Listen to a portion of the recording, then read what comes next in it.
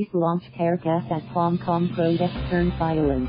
Hong Kong's protest movement took a violent turn on Sunday, as police launched tear gas at protesters after a massive march continued late into the evening, and subway riders were attacked by masked assailants who apparently were targeting pro-democracy demonstrators. The firing of the tear gas was the latest confrontation between police and protesters who have taken to the streets for over a month to fight a proposed extradition bill and call for electoral reforms in the Chinese territory. The march had been peaceful when it reached its police-designated endpoint in Hong Kong's Wan Chai district in the late afternoon, but thousands continued onward, at various points occupying key government and business districts. They then headed to the Liaison Office, which represents China's Communist Party-led central government within the city. Protesters threw eggs at the building and spray-painted its surrounding surveillance cameras. China's national emblem, which adorns the front of the Liaison Office, was splattered with black ink. Later, police threw tear gas canisters at protesters to try to disperse them. Protesters scattered, some heading back in the direction of the key business and retail districts.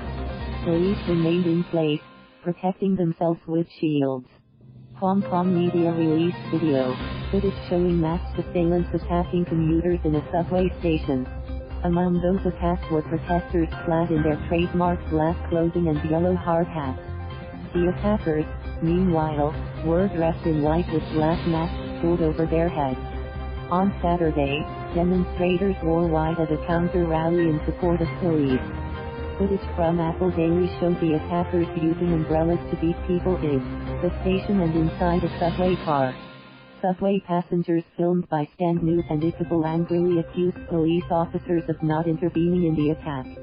The Hong Kong government said in a statement shortly after midnight that commuters had been attacked at a subway station in the city's Yuen Long neighborhood, leading to confrontations and injuries.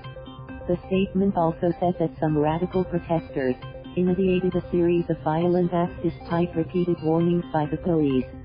They said the acts included the hurling of petrol bombs, setting fires and throwing bricks.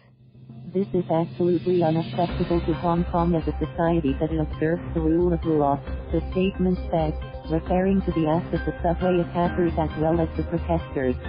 Organizers said 430,000 people participated in Sunday's march, while police said there were 138,000 during the procession's peak period. Large protests began early last month in opposition to a contentious extradition bill that would have allowed Hong Kong residents to stand trial in mainland China, where critics say their rights would be compromised. Hong Kong's leader, Carrie Lam, has declared the extradition bill dead, but protesters are dissatisfied with the refusal to formally withdraw the legislation. Some are also calling for her to resign amid growing concerns about the steady erosion of civil rights in the city. Hong Kong, a former British colony, was handed back to China in 1997 and was promised certain democratic freedoms under the framework of one country, two systems. Fueled by anger at land and an enduring distrust of the Communist Party-ruled central government in Beijing, the current demonstrations have ballooned into calls for electoral reform and an investigation into alleged police brutality at the protest.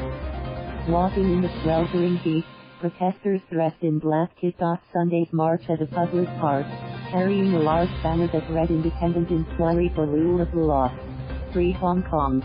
Democracy Now." The protesters chanted, forming a dense procession through Wan Chai as they were joined by others who had been waiting on side streets. "I think the government has never responded to our demands," said Carrie Lam, a 52-year-old Hong Kong resident who has attended 4 protests since they started.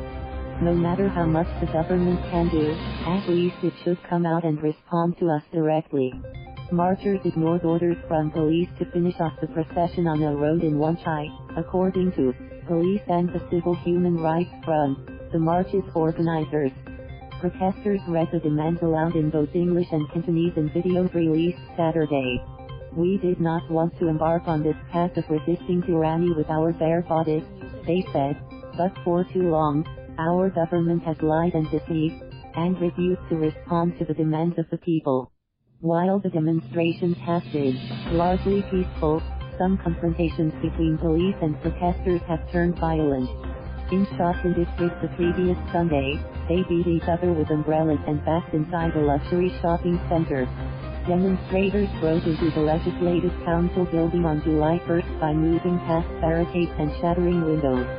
Meanwhile, police officers have used pepper spray, tear gas, beanbag rounds and rubber bullets to quell the crowd. On Friday, Hong Kong police discovered a stash of a powerful homemade explosive and arrested a man in a raid on a commercial building. Materials voicing opposition to the extradition bill were found at the site, local media said, but a police spokesman said no concrete link has been established and the investigation was continuing. The People's Daily, the Communist Party's official newspaper, condemned radical extremists who attacked the legislature and trampled on Hong Kong's rule of law in a front-page column Sunday. The paper said the counter-rally Saturday intended to show support for the police reflected mainstream public opinion in Hong Kong. /ATM. Thank you for watching. Please subscribe.